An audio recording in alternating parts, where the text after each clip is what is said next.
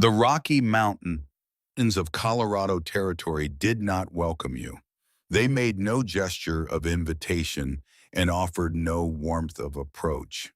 They simply existed, massive and permanent, rising from the high plains in a wall of granite and ancient ice that the eye could not quite believe even when staring directly at it. In the middle of May, the lower slopes had begun to show green, patched with stands of aspen and pine that caught the afternoon light in ways that might have seemed beautiful if you were not also aware of how quickly those same slopes could turn deadly when the weather changed. The peaks themselves were still white. They would stay white for another month at least, and some of the highest ones would never lose their snow entirely, not even in the deepest weeks of August. Stone Ridge sat at the foot of this world the way a splinter sits in the palm of a great hand. It was a town of modest ambitions and hard realities, occupying a narrow strip of valley between the mountain wall to the west and the open grasslands rolling away to the east. The main street was not long enough to take more than 2 minutes to walk from one end to the other, but it held everything a frontier community required: a general store, a post office, a courthouse that doubled as a meeting hall, and a church on Sundays, a boarding house, a livery stable, and the Red Antler Saloon, whose sign had lost a letter at some point during the previous winter and now read simply, Red Antler Saloon, which some of the local men found funnier than others. On a Thursday afternoon in late May of 1876, the eastbound stagecoach rolled into Stone Ridge, carrying 7 passengers, 3 mail pouches, and 112 pounds of trade goods bound for Frank Holt's General Store. Eleanor Whitfield was one of those 7 passengers. She had been traveling for 2 days. She was 22 years old, the daughter of a banker from Galena, Illinois, and she looked exactly like what she was, a young woman of education and modest means who had spent those 2 days on a wooden bench inside a rolling wooden box and had maintained through some combination of willpower and good upbringing a posture that any school teacher in Illinois would have approved of without hesitation. Her honey-colored hair was pinned up in a way that had started the journey neat and was now only approximately neat, with soft strands escaping around her temples and the back of her neck. Her dress was navy blue good fabric, the kind a banker's daughter wore when traveling somewhere she wanted to make a decent impression. It was dusty now. Everything was dusty. The road from the east had seen to that. What was not dusty, what the 2 days of hard travel had not touched at all, was the expression in her eyes. They were the color of cornflowers in late summer, those eyes, and they moved with the quiet, deliberate attention of someone who had been taught to look before speaking and to think carefully before acting. Her father, Arthur Whitfield, had been the kind of man who believed that careful observation was itself a form of intelligence. He had taught his daughter that the single most important thing a person could do in an unfamiliar situation was pay attention before doing anything else. Before the stagecoach had even fully rolled to a stop in front of Mrs. Henderson's boarding house, Ellie's eyes had already moved across the storefronts, the people standing on the wooden sidewalk, the general state of repair of the buildings, and the expression on the face of the woman who stepped out to watch the coach arrive. That expression was the first thing that told her something was wrong. The woman was perhaps 50, solid and weathered in the way of people who had spent their adult lives in places where the weather was not optional and the work was never finished. She wore a gray dress and a practical look. She ran the only boarding house in Stone Ridge, and her habit of meeting arriving stagecoaches had made her face into something like a ledger book, in which she recorded the first accounts of strangers without being asked. She looked at Ellie stepping down from the coach with her small travel bag and her dusty navy blue dress and her careful measuring eyes. And what came across her face was not curiosity. It was not the polite professional interest of a woman who rented rooms, nor the guarded appraisal of a frontier town resident sizing up a newcomer. It was pity. Ellie noticed it immediately.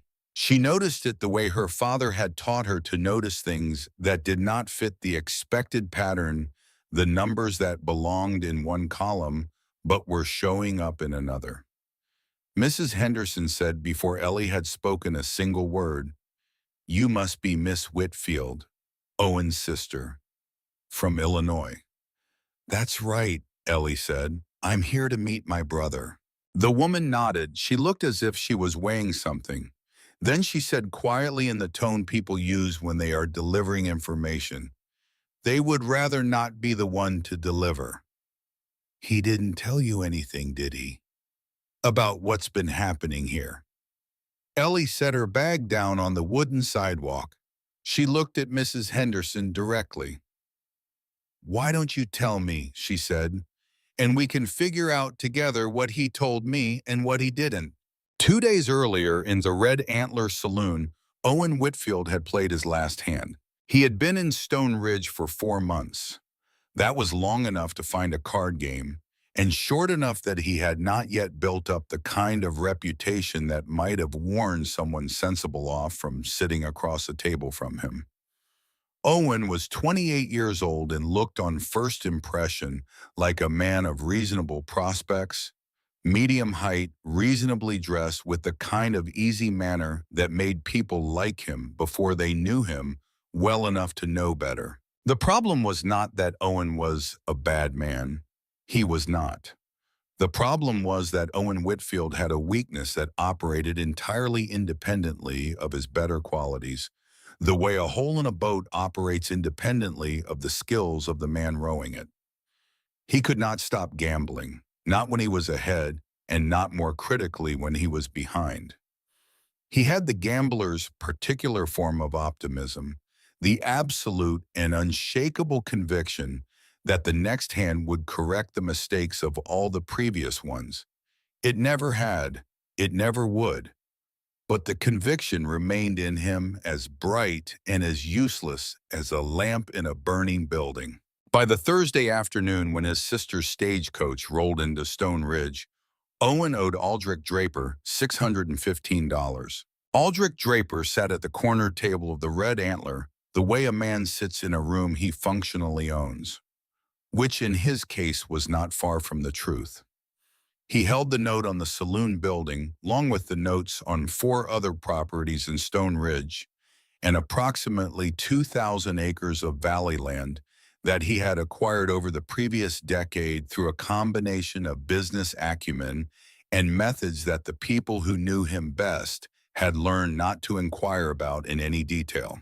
He was 52 years old and carried himself with the particular authority of a man who has never needed to raise his voice to get what he wanted, because everyone in any room he has ever entered has understood in some wordless and instinctive way that the most favorable outcome available to them is to give Aldrich Draper whatever Aldrich Draper came for. He was not large. He was not loud. He wore good clothes and kept his silver and black beard neatly trimmed. He had a way of looking at people that reminded them, without his saying anything at all, of how small they were in the context of everything he knew and owned and controlled. His eyes were the blue of January ice on a deep lake.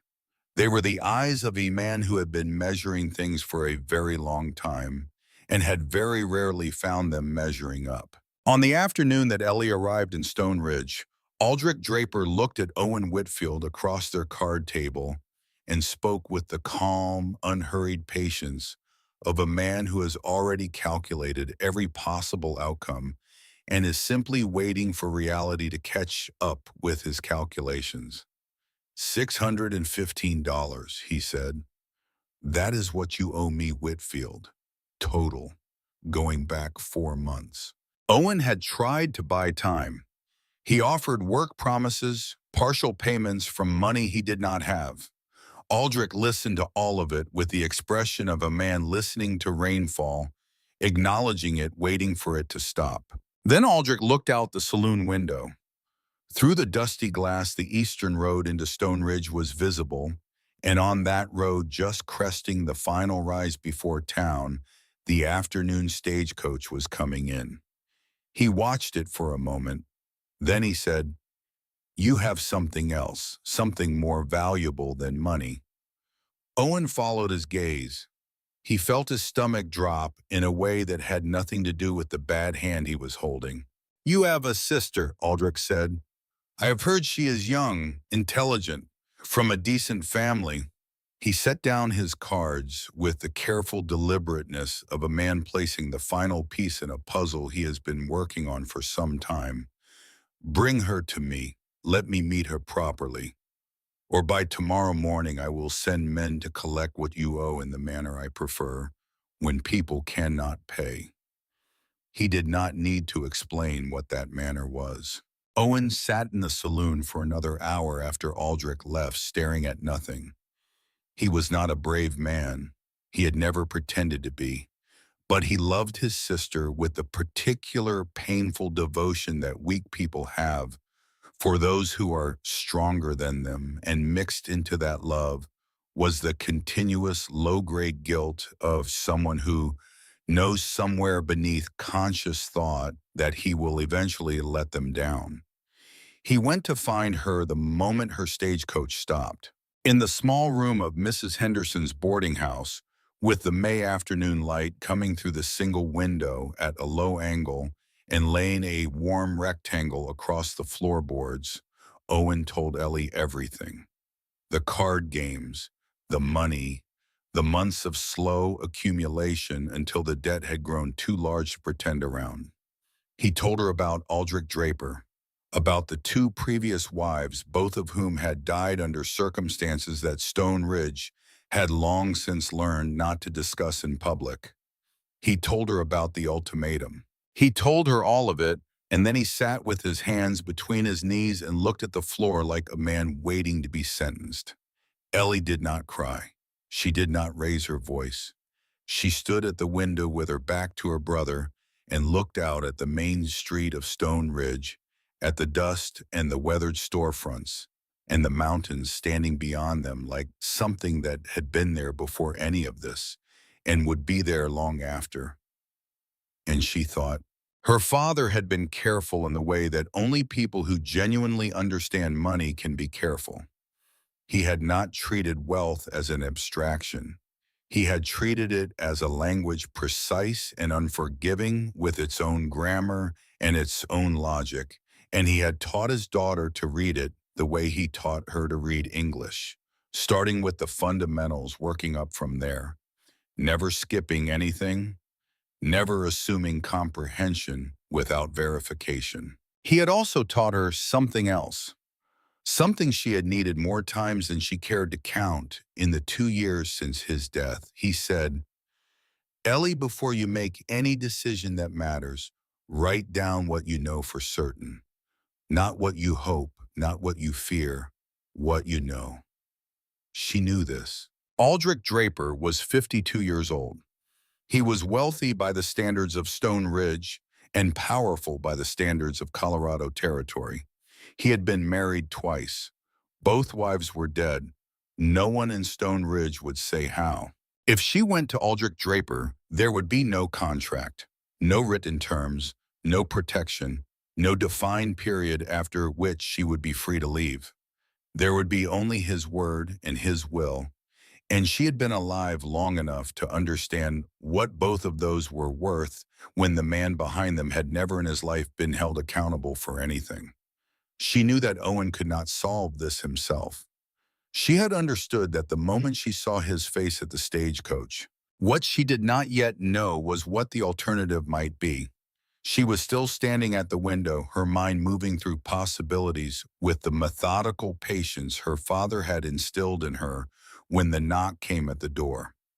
3 knocks, evenly spaced, the kind made by someone who does not question whether the door will be opened. She looked at Owen. He shook his head. He did not know who it was. Ellie walked to the door and opened it. The man on the other side was the largest human being Eleanor Whitfield had ever stood in front of. He stood 6 feet 5 inches tall and was built in the proportions of someone who had spent the better part of a decade moving heavy things in difficult terrain, which was exactly what he had done. His shoulders were wide enough that he occupied the full frame of the doorway without quite touching either side. His skin was the deep reddish brown of someone who had worked at high altitude in unfiltered sun for years on end. His hair was chestnut medium length tousled, in the way of a man who had been wearing a hat all day and had only recently taken it off. He held that hat now in both hands, turning it slowly. His hands were large and calloused and gave the impression of having been built for a purpose and used accordingly. His eyes were the color of whiskey held up to lamplight, and they were looking directly at her. Not past her, not around her, not at her the way Aldrich Draper looked at people, cataloging them as potential assets or potential liabilities. They were looking at her face, at her eyes specifically. The look of a man who considers direct eye contact a form of honest dealing. He said, "My name is Garrett Callahan. I have a ranch up in the mountains, Iron Peak Ranch. I heard there was a situation here that might need addressing. I think I might be able to help." She studied him for a moment, long enough that most people would have looked away or added something to fill the silence. He did not. He waited. Then she asked the only question that mattered in that moment. "Why?" she said. "Why would a stranger want to help?" Something shifted in his expression. Not quite a smile. Something adjacent to one, something that came from a real place. "Because it is the right thing to," he said, "and I have never made a habit of walking past the right thing when I can see it clearly in front of me." Behind him in the narrow hallway stood two other men, both nearly as large as he was, each clearly from the same family, and each distinctly themselves in ways she read within seconds of seeing them. The one on the left had dark blonde hair and green eyes and the easy open posture of someone who has decided as a general philosophy of life that things generally go better when people are not too tense about them. He smiled at her. It was a good smile, warm and real, the smile of a man who has found that it is a useful thing to be and has become very good at being it.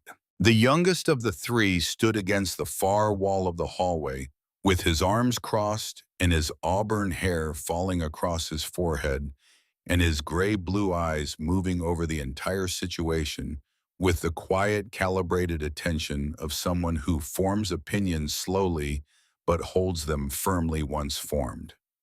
He did not smile. He did not look unfriendly. He looked like a man who was still gathering information. "This is Reed," Garrett said, indicating the one who had smiled. "And Fenn," the one against the wall. "They are my brothers. We run the ranch together." "May we come in?" Reed asked. He had a voice that matched his expression, warm, practical, unaffected. Ellie stepped back from the door. The three Callahan brothers came into the small room of Mrs. Henderson's boarding house, and the room immediately became a different room. It shrank. The ceiling seemed lower.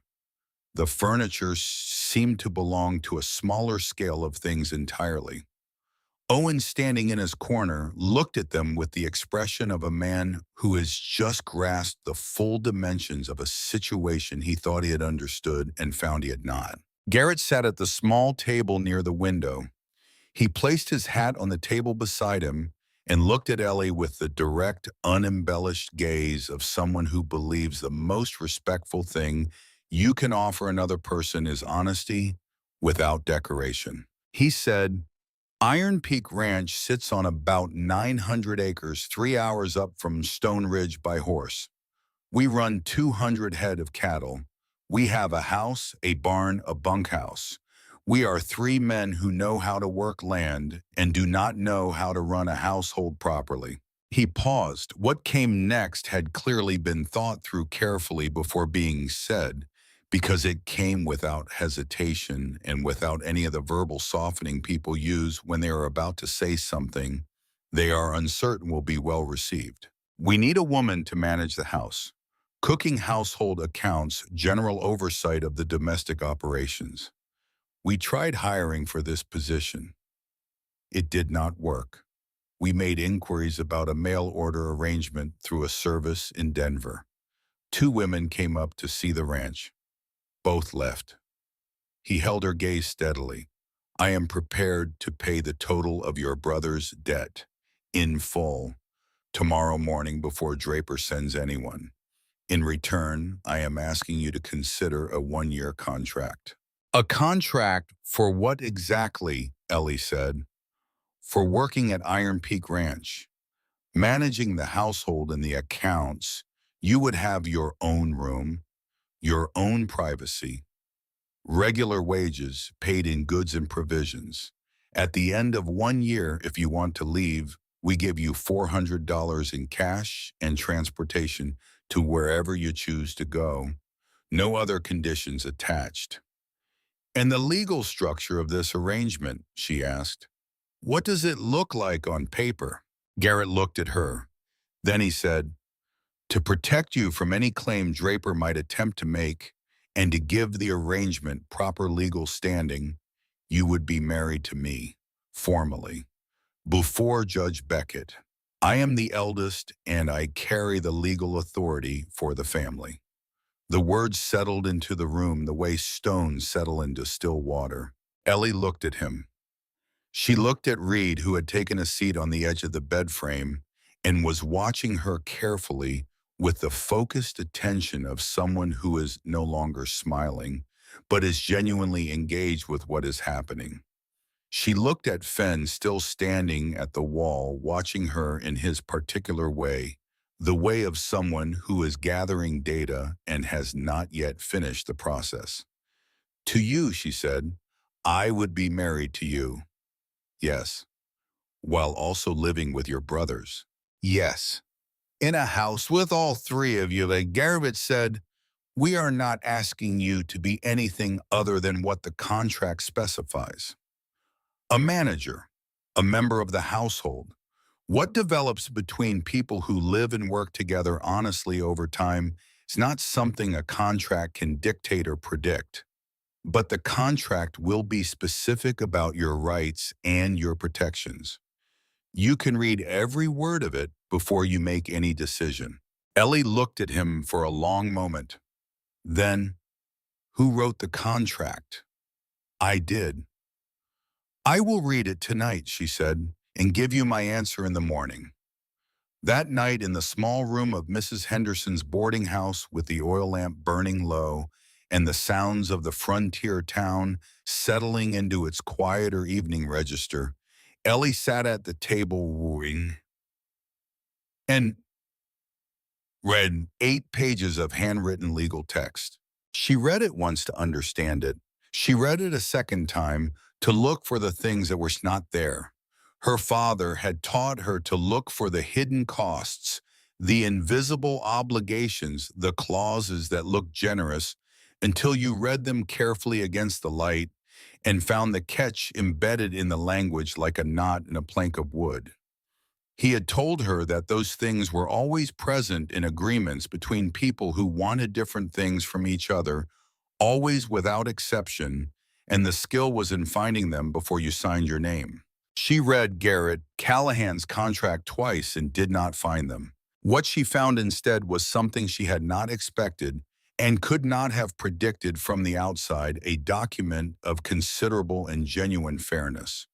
Her right to refuse any task not listed in the written agreement, her right to her own room and her own personal time, her right to leave at any point if she could demonstrate that her safety was at risk with a specific written definition of what that demonstration required. Her right to be consulted before any financial decision of the ranch that involved her role in it, her right after 1 year to leave with $400 and no questions asked, or to renegotiate the terms from a position of complete legal equality. The contract did not assume she was desperate. It did not position her desperation as something to be exploited.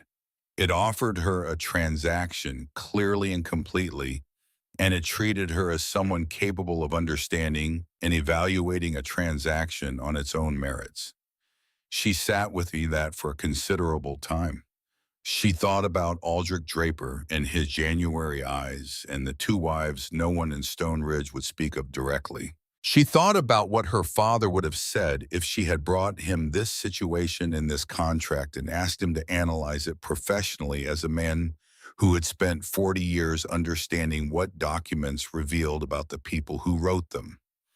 He would have said that the man who wrote this contract had thought more carefully about the rights of the other party than most people think about their own, and that in his long experience was rare enough to be worth something. She stood up and went into the window.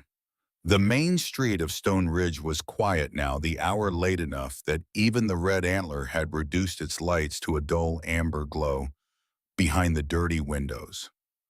Across the street in the shadow between the general store and the courthouse stood a figure she recognized immediately by his height and by the way he held himself even in complete stillness. Garrett Callahan was standing in the dark street below her window. He was not looking up at her. He was looking across at the Red Antler Saloon, at the upper floor, at the room where Aldrich Draper kept his office. He was standing there in the midnight darkness alone, watching a door that he had no legal standing to watch and no official reason to monitor, watching it with the steady, unhurried patience of a man who has decided something is worth doing and does not require anyone else to validate that decision. He was not guarding her. He was guarding the threat. Ellie stood at her window and watched him for a long time without moving. Then she went back to the table and opened the small notebook she had carried from Galena. On a clean page, she wrote 2 columns. She titled the first one, "What I Know." She titled the second one, "What I Am Willing to Risk." When she was finished, the first column was much longer than the second, but the second column was not empty. In the morning, she dressed with care. The navy blue dress brushed as clean as she could get it, her hair pinned properly, her mother's cameo brooch at her collar. She looked at herself in the small mirror above the washstand and held her own gaze for a moment. 22 years old, no money and no home, and a brother who loved her but could not protect her. Being asked to spend 1 year in the mountains with 3 strangers. 1 year, 365 days. She had survived worse stretches than that with less certainty about what waited at the end of them. She picked up her bag and went downstairs. The signing took place at Judge Harold Beckett's office at the far end of Main Street, in a room that smelled of old paper and the particular kind of dust that accumulates in places where important decisions are made and then filed away. Beckett was 60, practical, and had witnessed enough unusual arrangements on the frontier to have long since lost the habit of expressing surprise at anything. Before she signed, Ellie asked one question that she had not planned to ask. It came out of her almost before she had fully formed it. "If I decide after a year that I want to stay," she said, "is there a provision in the contract for that?" The room went quiet for a moment. Reed glanced at Fenn. Fenn looked at Garrett. Garrett looked at her, the same direct, unembellished gaze that she had seen the first time she opened the boarding house door. "Then we renegotiate," he said, "from equal footing, from the beginning." Ellie signed her name on the line. Garrett signed below hers. Judge Beckett stamped the document and set down his pen and said nothing further because there was nothing further required. The confrontation at the Red Antler Saloon took place at 9 o'clock that same morning. Garrett walked in first. Ellie walked beside him, not behind him. Reed and Fenn came through the door behind them, and the room which had been conducting its morning business with the muted, unremarkable industriousness of a place that has not yet reached its full operating temperature went immediately and completely silent. Aldrich Draper was at his corner table as he always was at that hour with a cup of coffee before him, and the unruffled composure of a man who has learned to spend long stretches of time waiting for things to happen and has made peace with the waiting. He looked up when they came in. He looked at Ellie first, then at Garrett, and something moved across his face in the space of perhaps half a second before his composure sealed over it again, the way ice reforms over a place where something has been dropped through it. Garrett placed a canvas bag on the table in front of Aldrich Draper. He did not slam it down. He did not make a performance of it. He set it down the way a man sets down something he has finished carrying. $615, he said. Owen Whitfield's debt, paid in full. Aldrich looked at the bag. He looked at Garrett, and then with the measured deliberateness of a man choosing his words from a very limited and very specific selection, he said one word: Callahan. Not a question, not a greeting, something between recognition and memory. The way a man says the name of a place he has been to before and has not forgotten, for reasons that have nothing to do with fondness. Count it, Garrett said. Aldrich counted it, slowly, coin by coin and bill by bill, with the methodical precision of a man for whom the counting is not really about the money at all. His eyes during those counting minutes moved occasionally to Ellie's face. She did not look away. When he was done, he pressed the money flat with both palms and looked up at Garrett with an expression too neutral to be harmless. An interesting development, he said. It is a business transaction, Garrett said. Nothing more. Aldrich looked at him for a long moment. He looked at Ellie. Then as Garrett and Ellie turned toward the door and Reed and Fenn fell in behind them, Aldrich said something quietly, just loud enough for Garrett to hear it, too quiet for anyone else in the room. Your father thought he was safe too, Callahan. Interesting how quickly things change. Garrett did not stop walking. He did not turn around. He did not respond in any way that anyone watching would have been able to point to and name as a response. But Ellie, walking directly beside him, felt the change in how he was carrying himself. A nearly imperceptible tightening, the particular way a person's body responds when something sharp is pressed against an old wound. She registered it without looking at him. She registered it and filed it away alongside everything else she had learned in the past 16 hours in the part of her mind where she kept the things that were not yet explained, but would eventually need to be. The wedding took place 20 minutes later, back in Judge Beckett's office, with Reed standing as witness and Fenn positioned against the far wall in exactly the same posture he had held at every point since they had first met, watching measuring not yet arrived at a conclusion. Beckett read the words required by law. Garrett said what was required of him to say in his particular level voice looking at her. Ellie said what was required of her to say looking back at him in a clear and steady voice without hesitation and without any trace of performance in either direction. When Beckett declared them married, Garrett turned to her and took her hand in both of his. He pressed his lips briefly to her knuckles, not to her cheek, not to her lips, to her knuckles, the most formal of gestures. The one that says without words that the man making it sees the person receiving it as someone who deserves to be treated with deliberate and considered respect. Then he looked directly at her and said, I keep my word. You will be safe. Owen was in the corner. He had been there for the entire proceeding, standing slightly apart from everything happening, wearing the expression of a man who understands precisely the nature of his own failure and is not in any position to argue about it. Before Ellie walked out, she turned and looked at her brother for a long moment. She had things she could have said, years of things accumulated in the way that things accumulate between siblings who love each other and also disappoint each other and keep going anyway. She had none of that in her voice when she spoke. She kept it simple because simple was what he could actually hear. Owen, she said, you have to change, not because of me, because of yourself. She paused. Those are different things. I need you to understand that they are different things. Owen nodded. He could not hold her eyes. She walked out into the Colorado morning.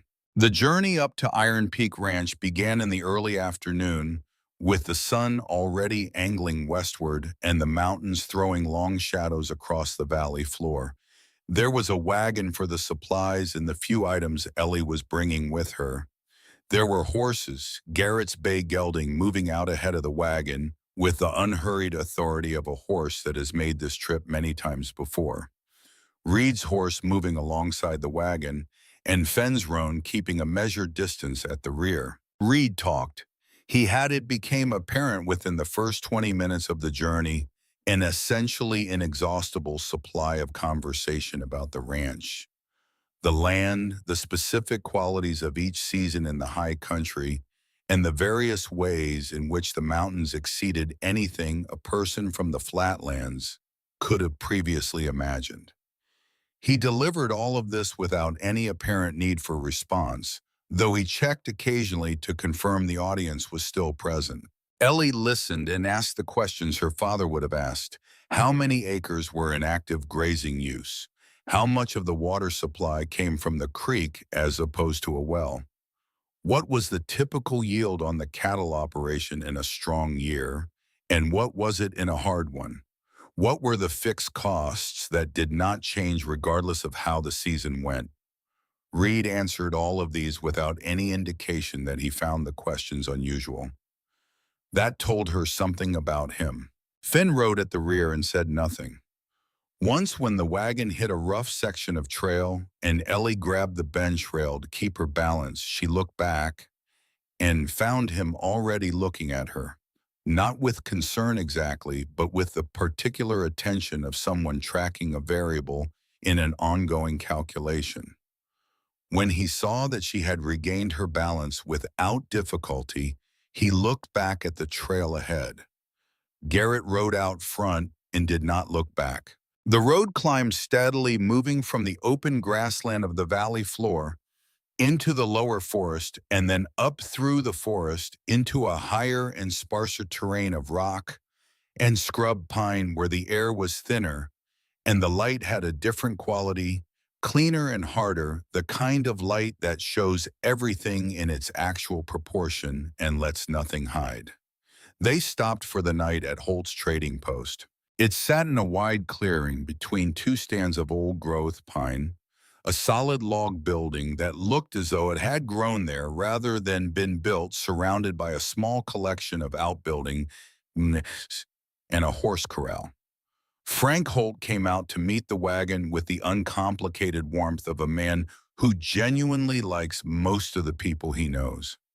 His wife Martha came out behind him, wiping her hands on her apron and looking at Ellie with the rapid, comprehensive assessment of a capable woman meeting another capable woman for the first time and making her initial determination. Come inside, Martha said to Ellie in the tone of someone issuing a friendly instruction rather than making a suggestion. You can help me with the biscuits, and I will tell you things about where you are going that those three will not think to mention. It was a reasonable offer. Ellie followed her into the kitchen. Martha Holt was the kind of person who says useful things without preamble and means everything she says. While they worked at the long wooden counter with the smell of pine smoke and cooking meat filling the low-ceilinged room, she told Ellie what she needed to know about Iron Peak Ranch, about the kind of men the Callahan brothers were, and the kind they were not, about the particular demands of life at that elevation, and the particular rewards that came with enduring those demands honestly and without complaint. Garrett is as good as his word, Martha said, rolling biscuit dough with the efficiency of someone who has done it thousands of times without thinking about it. You will find out what that means when you live with it every day. It means something real. Not everyone's word means something real. Reed seems easy to know, Ellie said. He is. He is also carrying something from the war. He will not tell you about it and will not want you to ask. But it is there. You will hear it sometimes at night. She kept rolling. You let it be. That is the kindest thing. And Fen Callahan makes up his mind about people slowly, Martha said. But once he has that is that. He has never changed his mind about a person in either direction in all the years I have known that family. She glanced at Ellie. He is watching you. I know, Ellie said. Martha looked at her more carefully for a moment. Then she set down the rolling pin and lowered her voice, not because anyone was near enough to hear, but because what she was about to say deserved the gravity of a lowered voice. There is something you need to know about Aldrich Draper, she said. Something that nobody in Stone Ridge says out loud, but that everyone who has been here long enough understands. He did not come here looking for Owen Whitfield. Owen was simply the opportunity that presented itself. What Draper came here looking for has to do with the Callahan family, with their history. It goes back a long way to before those boys were grown men, and it is not finished. Whatever happened between Draper and the Callahans, it was not resolved. He has been waiting for the right position from which to do something about it. She looked at Ellie steadily. I do not know exactly what he is planning, but I know enough to tell you that you did not stumble into a simple situation. Whatever Aldrich Draper does next, he has been thinking about it for a long time. And now you are part of it, whether you chose to be or not. Ellie stood in that kitchen with the smell of pine smoke and cooking meat around her and looked at the older woman for a moment. All right, she said, thank you for telling me. You are not frightened, Martha observed. I am, Ellie said. But being frightened and knowing what you are frightened of are two different things. I would rather know. Martha studied her for another moment. Then she picked up the rolling pin. You will do, she said, which from Martha Holt was evidently as high as praise was likely to get. That night, lying in the small guest room of Holt's trading post with the mountain wind moving steadily through the pines outside the window, Ellie listened to the low voices of the three brothers on the other side of the wall. She could not make out the words. She could hear the rhythm of it, Garrett in long, even sentences, Reed's shorter, quicker interjections, Fenn's rare contributions, brief and apparently definitive, each one followed by a small silence that suggested they carried more weight than their length implied. She thought about what Martha had said, about Aldrich Draper's long memory and his long plan, about the history he carried with the Callahan family, the history she had heard compressed into those few quiet words he had spoken to Garrett's back as they walked out of the Red Antler that morning. Your father thought he was safe too. A long time of planning, of waiting, of looking for the right moment and the right leverage. And now she was here on the side of a Colorado mountain, married to a man she had met the day before, living with his two brothers, positioned between a history she did not yet fully understand and a future that was entirely unmapped. She was afraid.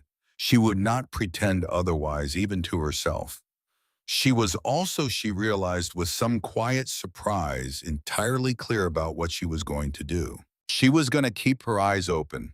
She was going to do the work she had agreed to do, and she was going to do it well because doing things well was the only kind of doing she knew how to approach. She was going to learn this place and these people. She was going to understand the threat and where it came from and what it actually wanted. And when the time came for that understanding to matter, she was going to be ready. Outside, the mountain wind moved through the old pines in a sound that was almost like breathing. The brothers' voices had gone quiet. Tomorrow she would see Iron Peak Ranch for the first time. She closed her eyes and let herself sleep. The morning at Holt's trading post began before sunrise, the way mornings do at high elevation, with a darkness that thins rather than breaks the black of the sky, becoming a deep blue and then a pale gray, and then finally something that could reasonably be called dawn happening so gradually that you could never quite identify the exact moment the change became permanent. Ellie was already up when the light arrived.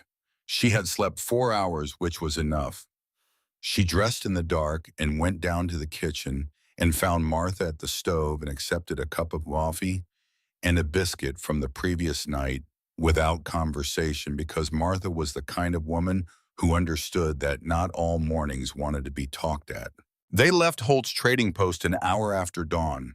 The road from there up to Iron Peak Ranch was the last and hardest section of the journey, steeper than anything below, winding along the edge of a ridge where the drop on one side was significant enough that Ellie kept her eyes on the mountain wall to the opposite side rather than looking quern. The horses knew the road. Garrett's Bay moved along it without hesitation, placing its feet with the considered care of an animal that has made this particular climb many times and has developed opinions about the best way to do it. Above the ridge, the road crested and the valley opened. Ellie had been told what Iron Peak Ranch looked like. Reed had described it in considerable detail over the previous afternoon. She had formed a mental picture based on his description and adjusted it against her own practical expectations and arrived at what she felt was a reasonable and grounded estimate of what she was about to see. She had not estimated high enough. The valley that held Iron Peak Ranch was roughly half a mile across and perhaps a mile long, cradled on three sides by the mountain walls, and open to the south where the land dropped away toward the lower country. The creek Reed had mentioned ran along the eastern edge, visible from the crest as a line of cottonwoods and willows threading through the grass, and the grass itself was long and rich. The kind of grass that tells you the water table is reliable and the soil has not been asked to do more than it can give. In the middle of all of this sat the ranch buildings, the main house log, and 2 stories with a wide covered porch facing south. The barn large enough that Ellie revised her estimate of the operation upward by a meaningful percentage. The bunkhouse and several smaller outbuildings arranged at practical intervals. And a fenced corral where 3 horses stood in the early morning with the absolute unconcern of horses that have no immediate demands on their attention. A man was standing on the porch of the main house watching the wagon come down from the ridge. He was perhaps 55, though he might have been older or younger by 10 years in either direction, because he was the kind of man whose age had been rendered partially irrelevant by the accumulation of what had happened to him. He was lean and weathered, with the particular weathering of someone who has spent decades outdoors, not as recreation, but as occupation. His hair was the gray of old iron. His eyes, when Ellie got close enough to see them clearly, were a dark and steady brown that gave the impression of having witnessed a great deal without being altered by any of it. Garrett introduced him as Ezra Webb. He had been with the Callahan family since before Garrett had started the ranch. He knew Iron Peak the way a man knows a house he has helped build, which is to say he knew every board and every bolt and every idiosyncrasy of the place in a way that went beyond information into something closer to instinct. He looked at Ellie with the unhurried assessment of someone who forms judgments slowly and trusts them completely once formed. He did not extend his hand. He nodded. "Room's ready," he said to Garrett, meaning Ellie's room. Then to Ellie, "Stove's a particular one. Takes getting used to." "I have been told," she said. He looked at her again. Then he went back to whatever he'd been doing before they arrived, because Ezra Webb was not a man who wasted time on ceremony when there was work available. The room that had been prepared for her was on the east side of the second floor, with a window that looked out over the creek and the stand of cottonwoods beyond it. It was small and plain, containing a bed, a washstand, a chair, and a modest wardrobe. Someone had placed a folded blanket at the foot of the bed, and the window had been recently cleaned. Ellie could tell by the way the glass let in the morning light, without the gray blur of dust that covered every other window in the house. She set her bag on the chair and looked at the room for a moment. She was not a woman given to sentiment, but she understood the significance of the gesture that had cleaned that window. Someone in this house had thought to do that. Someone had thought before she arrived about what it would be like to walk into a room for the first time and had wanted the view to be unobstructed. She unpacked her bag, arranged her few things in the wardrobe, placed her father's notebook on the small table beside the bed, and went downstairs to find the kitchen. The stove was, as Ezra had promised, particular. It was a large cast iron range, older than any stove Ellie had encountered in Illinois, and it had developed over its years of service a set of individual preferences regarding fuel and airflow and draft control that amounted to something like personality. A fire that burned correctly in the left chamber would not burn the same way in the right.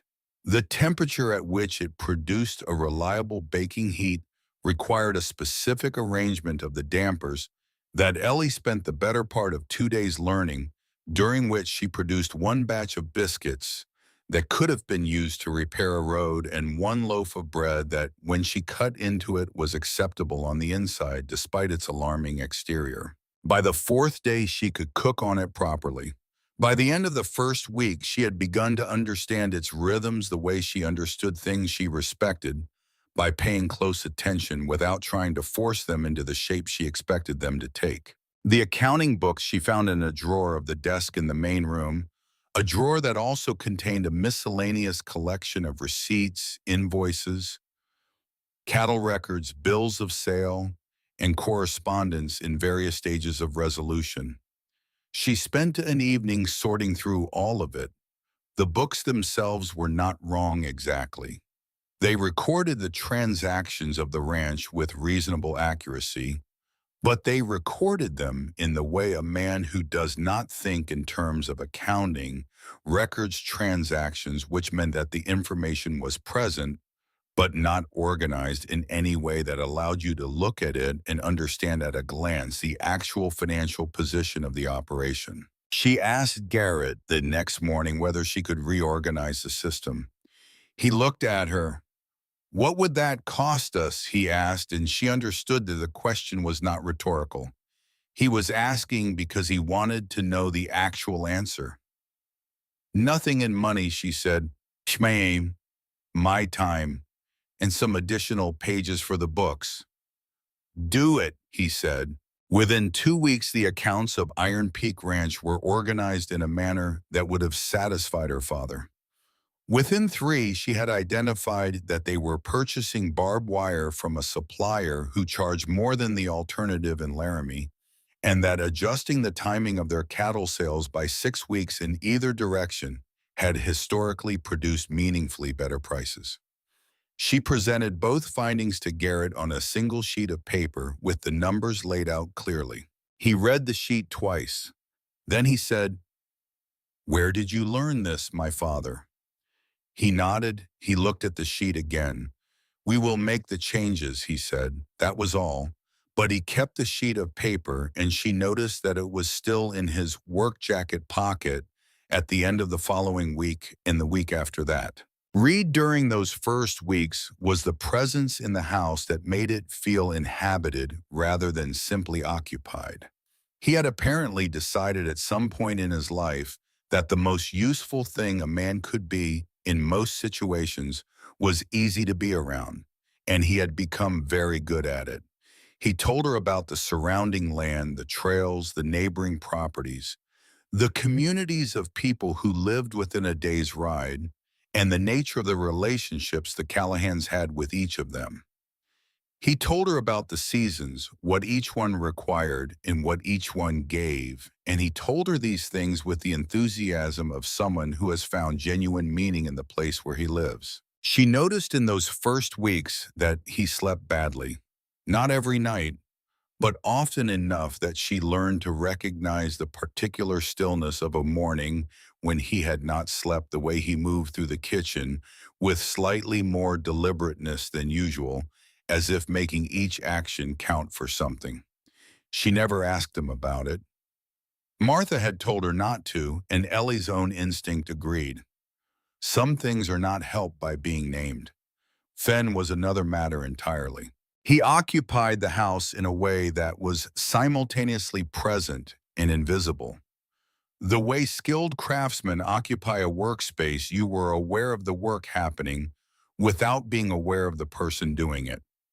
He was in the barn before dawn and in his workshop until well after supper. The workshop was a shed behind the barn where he did the repair and fabrication work that a large ranch requires: continuously hardware tools, structural elements, the endless small maintenance that keeps equipment functional in conditions where equipment failure is not an inconvenience but a genuine problem. Ellie's formal introduction to Fenn's capabilities came in her second week when the handle on the largest cast iron pan in the kitchen worked loose. It was not catastrophically broken. It was loose in the way of things that are worn down gradually by regular use until the tolerance that kept them functional has finally been exceeded. She could still use the pan, but the wobble made it unreliable and therefore dangerous over a hot stove. She took it to the workshop and knocked on the door frame. Fenn was at the bench working on something involving a length of chain and a set of pliers. He looked up. She held up the pan and indicated the loose handle without speaking. He looked at it for a moment, then pointed to a clear section of the bench. She set the pan down. He went back to his chain work. She returned to the kitchen. The pan was back in its place the following morning, the handle fixed so cleanly that there was no longer any visual evidence that it had ever been otherwise. She ran her thumb over the joint and found it solid. She understood from that exchange that Fenn Callahan communicated primarily through the quality of his work and that his work spoke very clearly. She filed that understanding away alongside everything else she was learning about this place and the people in it, and she adjusted her expectations of their interactions accordingly. With Garrett, what developed was slower and more deliberate than either of the other two relationships. The kind of thing that forms between people who are both careful enough to mean what they say and honest enough not to say more than they mean. He did not seek her company in any formal sense. He did not make conversation for the sake of it or sit with her in the evenings as a matter of social obligation. But she noticed often in the same space she was in when neither of them had a specific reason to be there. The kitchen in the late evening, the porch in the hour before dark when the day's work was done and the mountain light was doing its best work on the western peaks. He did not fill these shared moments with talk. He brought his coffee and his particular silence, and he occupied the space in the way that large and self-contained men sometimes occupy spaces completely and without apology, but without crowding anything. They talked eventually, not about important things at first, about the ranch, the accounts, the practical decisions that needed to be made, and the reasoning behind each one. She found that he listened when she spoke in a way that most people do not listen with his full attention, rather than with the portion of attention left over after the speaker-facing part of the mind has already begun formulating its response. She found herself talking more than she usually did, and thinking afterward that this was because being listened to that way made speaking feel worth doing. The first real frost came early that year. In the third week of October, a night arrived with a cold in it that was qualitatively different from the chill of previous nights. The cold that announces the end of summer's grace period and the beginning of the season, that must be taken seriously. By morning, the grass in the valley was white, and the creek had a skim of ice at the edges that would melt by midday, but would be back by nightfall. Ellie had been prepared for winter by Reed's detailed descriptions and by the practical measures she had observed being taken through October: the stacking of firewood, the laying in of provisions, the movement of additional hay into the barn. She had contributed to this preparation where she could, managing the inventory of the house's supplies with the systematic attention she brought to everything, making certain that what they had was what they actually needed and that the quantities were correct. What she had not prepared for, because no amount of preparation would have made a material difference, was the cattle. Ezra found 3 animals showing signs he did not like on a Wednesday morning in the first week of November. Ellie was in the kitchen when he came in from the barn with that particular expression of a man who has just seen something he was hoping not to see. He went directly past her to the back door and called for Garrett, and the tone of his voice brought all 3 brothers out of whatever they had been doing within a few minutes. She stood in the kitchen and listened to the brief technical conversation that followed. Then she went to the back door. "What is it?" she asked Garrett. He told her clearly. 3 animals showing symptoms that suggested disease. If it spread through the herd, the consequences would be severe. He needed to get a veterinarian up from Laramie, which was a 2-day round trip by horse.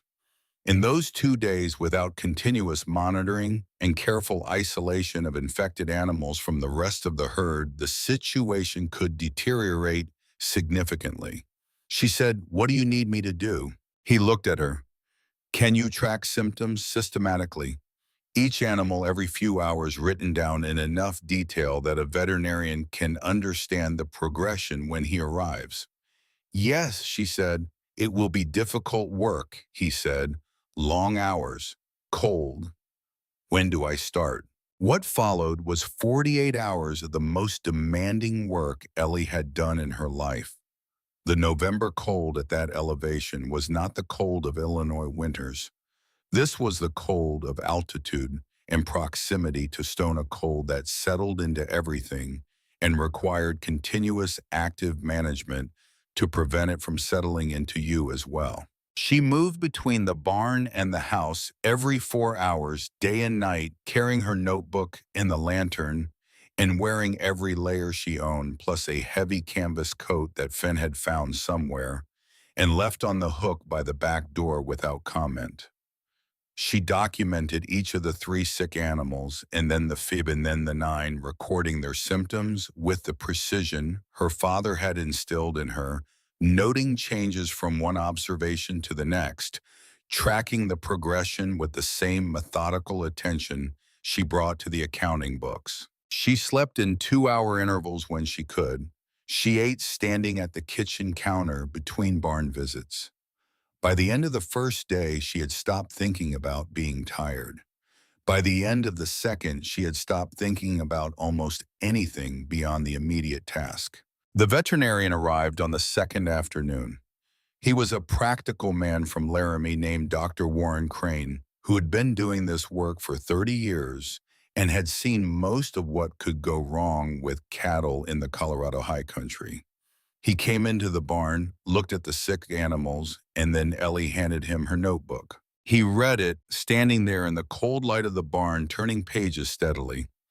When he finished, he looked up at her with an expression that had shifted from professional assessment to something approaching surprise. "This is precise work," he said. "I know the difference between recording what you see and recording what you expect to see," she said. "My father taught me." Dr. Warren Crane diagnosed the illness, identified its likely source in a batch of late-season feed, prescribed treatment, and outlined an isolation protocol. He estimated that with proper management, the loss of animals would be minimal. 15 were infected, none died. The treatment worked within its projected timeline. Iron Peak Ranch's winter losses from disease that year were substantially lower than most operations in the region, which would only become clear in retrospect when the stories of other ranches reached Stone Ridge with the spring. On the morning after Dr. Crane declared the crisis resolved and headed back down toward Laramie, Garrett found Ellie in the barn doing the final documentation of the episode. She was seated on a hay bale writing in the notebook with the focused, unhurried attention she brought to everything writ in the lantern beside her, throwing a warm circle of light in the cold gray air. He stood there for a moment without speaking. Then he said, "Thank you." 2 words. From Garrett Callahan, who chose his words with the care that other men reserve for their most valuable possessions, 2 words carried the weight of considerably more. Ellie did not look up immediately. She finished the sentence she was writing because she was that kind of person. Then she looked up at him. "It needed doing," she said. He nodded. He went back out into the cold morning and the day's work resumed. But something had shifted. It was not large or sudden or dramatic. It was the kind of shift that happens when two people have stood in the same difficult place together and neither one has stepped back from it, a shift in the fundamental understanding of what the other person is capable of and what they can be counted on for. It was, Ellie thought, the most honest basis she had ever encountered for trusting someone. The late evenings became something different after that. He came into the kitchen more often in those hours after the day's work was finished, and Reed and Fenn had gone to their rooms.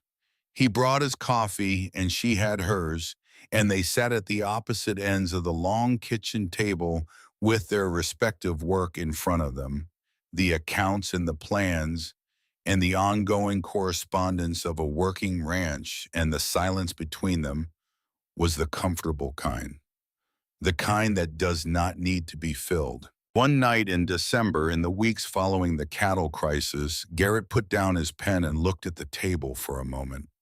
Then he looked at the room, the lamp, the stove with its banked fire, the shelves with their organized provisions, the window with its closed curtain against the cold. He said without looking at her directly, "I have not felt this room be not empty in a long time." She looked at him. He picked up his pen again.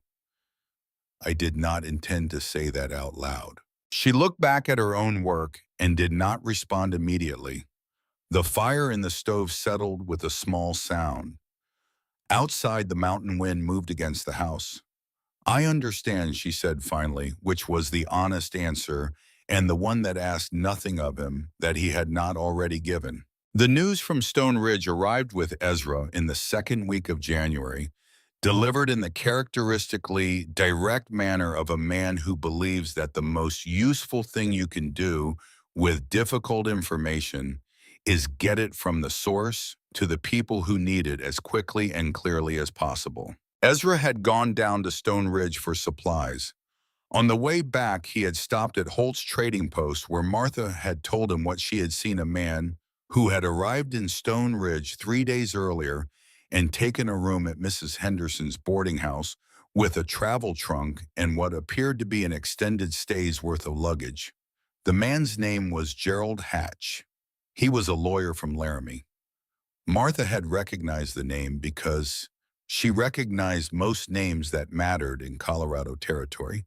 And Gerald Hatch's name mattered because he was the kind of lawyer that wealthy men hired when they wanted to accomplish through legal process what they could not accomplish through direct action. The man who had retained Gerald Hatch, according to what Martha had been able to determine through the careful network of information that people who run trading posts on important roads tend to develop over time, was Aldrich Draper.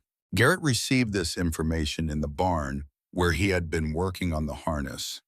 He received it the way he received most difficult information, without visible reaction, processing it inwardly, with the contained focus of someone who has learned that reacting before understanding is not useful. Ellie, when Ezra came to find her in the kitchen and told her the same thing, sat with it for a moment. The legal structure of the challenge would not be difficult to anticipate. Aldrich Draper could not take the ranch. He could not force Ellie to leave. He could not undo the signed contract or the signed marriage record that Judge Beckett had witnessed and filed. What he could do was challenge the validity of those documents by arguing that the circumstances under which they were signed had not permitted genuine consent. A woman with no money, no alternatives, and a brother in debt, signing papers with strangers in a small Colorado town, it was not a completely implausible case to make before a territorial judicial body. It would not succeed, Ellie thought, but it would cause trouble. And causing trouble might be all Aldrich Draper actually needed if trouble was the instrument through which he intended to accomplish what he was really after. She thought about what Martha had told her the night before they left for the ranch, about the Callahan family and the long history and the fact that Aldrich Draper had come to Stone Ridge, not because of Owen, but because of something older and more patient than Owen's gambling debts. She thought about those two words he had spoken to Garrett's back in the Red Antler, and she thought about the way Garrett had not stopped walking, but had carried those words with him tightly in some interior place where he kept things he was not ready to set down. She was going to need to know what that history was. Not out of curiosity, because you could not counter something you did not understand. And she had been in this situation long enough to know that the only way forward was forward. In the first week of February, 2 months after the cattle crisis and 4 weeks after the news about Gerald Hatch arrived, Owen Whitfield rode up the road to Iron Peak Ranch on a hired horse. Ellie saw him coming from the kitchen window. She recognized the outline of his posture on horseback, the particular way he sat, that was his alone, and she watched him come down into the valley with the detached attention she had been developing since she arrived in Colorado, observing before responding, noting what was there before deciding what it meant. What was there was this: Owen was wearing new clothes. Not new in the sense of clean or well kept. New in the sense of recently purchased. The jacket had not been through a winter. The boots had not yet been worked in. The hat was too stiff and sat on his head at the angle of something not yet fully his. She thought about that for a moment. She thought about where a man with no money and no employment and no particular prospects would have gotten the money to buy new clothes in the months since she had last seen him. She thought about Gerald Hatch in his room at Mrs. Henderson's boarding house, with his trunk full of papers and his retained legal skills and his client who was looking for information. She set down her apron and went to the door.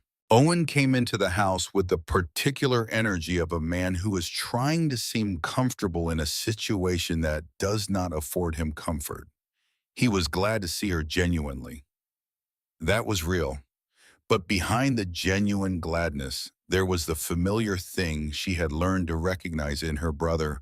Over the years they had spent watching each other make choices, the slightly off quality of a man who is carrying something he has not yet decided how to put down. She did not give him the chance to settle into the comfortable part. "Owen," she said when they were alone in the kitchen and the door was closed, "where did you get the money for those clothes?" He started to answer, and she saw the shape of the answer before he had formed it, the kind of answer that begins with a slight delay and arrives from a direction that is not quite straight. "Don't," she said. He stopped. The kitchen was very quiet. Outside through the window, the February cold lay across the valley in a flat white silence. Owen Whitfield looked at his sister across the kitchen table of Iron Peak Ranch, and what he saw looking back at him was not anger and was not accusation. It was patience. The particular patience of a person who has already arrived at a conclusion and is waiting to see whether the other person will get there themselves. He told her the truth. Gerald Hatch had come to find him in Stone Ridge 3 weeks after Ellie left. He had come not with threats, but with an offer money fair, money enough to get Owen back on his feet, enough to make a real start somewhere.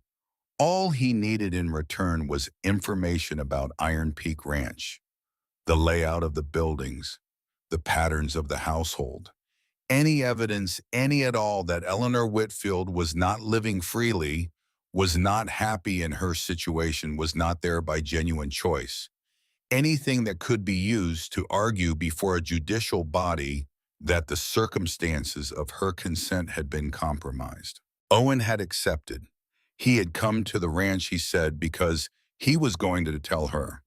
He had decided on the road up that he was going to tell her because he had reached a point somewhere in the past weeks where the weight of carrying it had exceeded the money he was being paid to carry it, and he wanted to put it down. Ellie listened to all of this. When he was finished, she sat with it for a moment.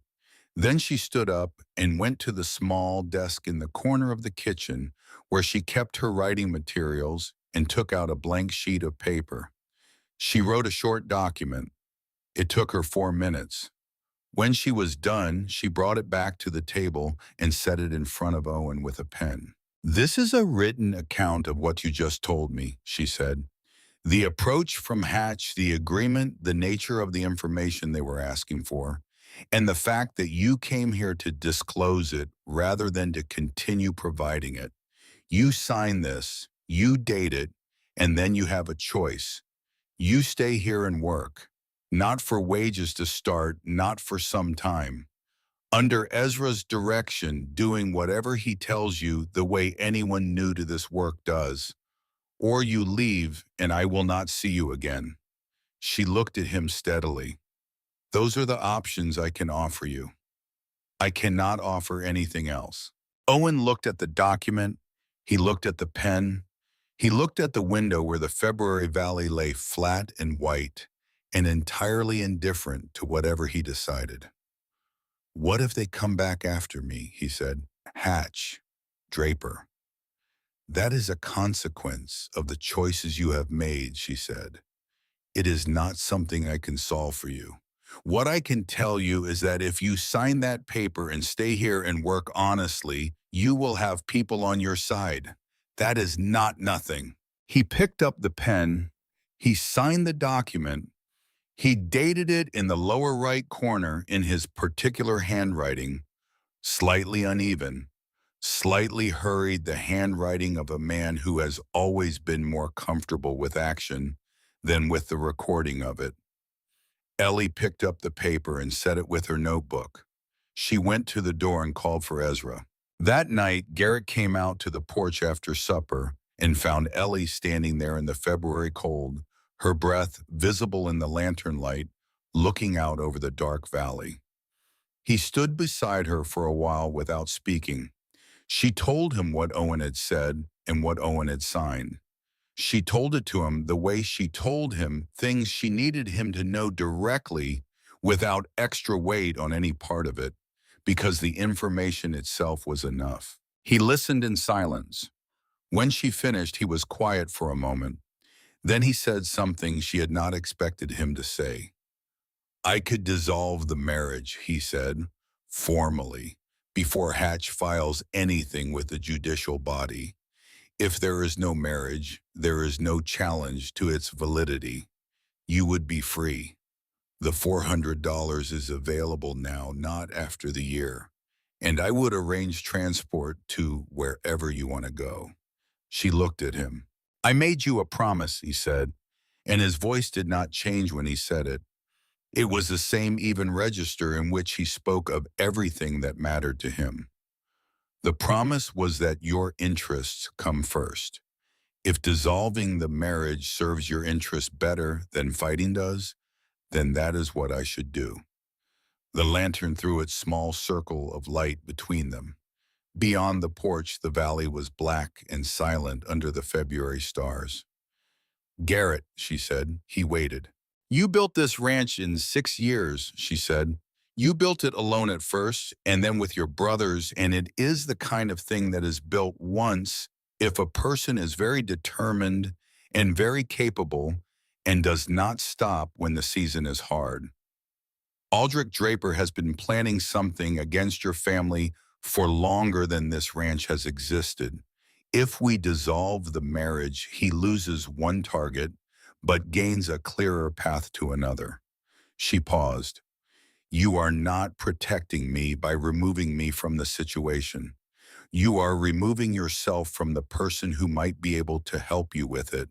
He looked at her, the whiskey-colored eyes in the lantern light. You do not have to fight someone else's battle, he said. I know, she said. I am choosing to. The words settled in the cold air between them. He did not argue with them. He did not qualify them or attempt to talk her back from them in any way. He simply held them the way a man holds something he was not sure he would receive and is not yet sure what to do with now that it is in his hands. Then we need a plan, he said finally. A real one. Yes, she said, we do. They went back inside out of the February cold, and the door of Iron Peak Ranch closed behind them on the night and everything in it. The lamps burned late in the kitchen that night. The 6 weeks between Owen's arrival at Iron Peak Ranch and the day that mattered began like most important periods of time without any announcement that they were beginning. Owen started work the morning after he signed the document. Ezra Webb met him at the barn at 5 in the morning, which was when Ezra met everyone who worked for him, and he put Owen to work with the economy of a man who does not believe in orientation beyond what is strictly necessary. There was hay to move, there were stalls to clean, there were fences in the lower field that had suffered under the winter and needed attention before the spring ground softened enough to make the posts unstable. There was always something because a working ranch in the Colorado mountains in late February was a place where the list of what needed doing was never shorter than the time available to do it. Owen worked. He was not by nature or history a man who knew how to work with his hands. His hands showed this in the first week, coming in at night, raw and split in ways that his body had not previously experienced. He did not complain about this. He did not present his hands to anyone as evidence of effort or suffering. He wrapped them in the cloths that Ellie left on the shelf by the back door, without explaining why she had put them there, and he went back out the next morning. By the end of the second week, Ezra had moved him from the basic maintenance work to the animal care, which was a step up in both responsibility and skill. By the end of the third week, he could read the condition of a horse or a head of cattle the way a man reads a short passage of text quickly, with reasonable comprehension, and with some ability to distinguish what was normal from what was not. Garrett watched this from a distance, which was where he watched most things. He said nothing about it directly, but Ellie noticed that Garrett began including Owen in the general head count when he was thinking about what needed to be done in a given day, which meant that on some functional level, Garrett had incorporated Owen into his accounting of available resources. For Garrett Callahan, that was a form of acceptance that carried more weight than any formal declaration of it would have. Ellie spent those 6 weeks preparing her own piece of what was coming. She thought about it the way she thought about accounting problems, by understanding the structure first, then identifying where the numbers were wrong, then working backward to find the point of intervention. Gerald Hatch was a skilled lawyer. Aldrich Draper was a patient and experienced man who had spent 20 years ensuring that nothing he did could be pointed at directly. The challenge was not to expose what Aldrich Draper had done, because what he had done existed primarily in the intentions behind actions that were individually defensible. The challenge was to create a situation in which he would expose himself. People reveal themselves when they believe they are winning. That was something her father had told her, not about legal strategy, but about business negotiation, and it had been true in every context she had observed since. She wrote the letter to Aldrich Draper in the third week of March when Owen had been at the ranch long enough that his presence there had a different quality than it had when he arrived, the quality of something that had been tested and had held. She wrote the letter in a careful hand using language chosen to suggest exactly the impression she wanted Aldrich Draper to receive. She told him she had been reconsidering.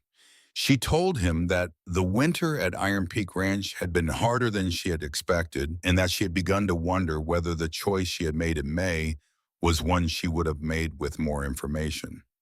She told him she would be willing to meet with him privately at the ranch to discuss what options might exist. She signed it with her initials only. E.W., not E.C., not Mrs. Callahan. The initials she had been born with, the initials that said, in the particular shorthand of such things, that the distance between her and the Callahan name was negotiable. Aldrich Draper received the letter through Owen, who rode down to Stone Ridge with it and handed it to Gerald Hatch, who passed it to his client. He read it according to what Owen was able to observe before Hatch sent him back up the mountain with the careful attention of a man who has been waiting for something and is not entirely certain whether what has arrived is what he was waiting for or something else wearing its shape. He sent back a brief reply through Owen 3 days later. He would come to the ranch. Sheriff Nathaniel Monroe had been in Stone Ridge for 11 years. He was 48 years old and had spent those 11 years doing the work of a lawman in a jurisdiction that was large enough to require constant attention and remote enough that the attention was mostly his to provide without significant outside support. He was not a dramatic man.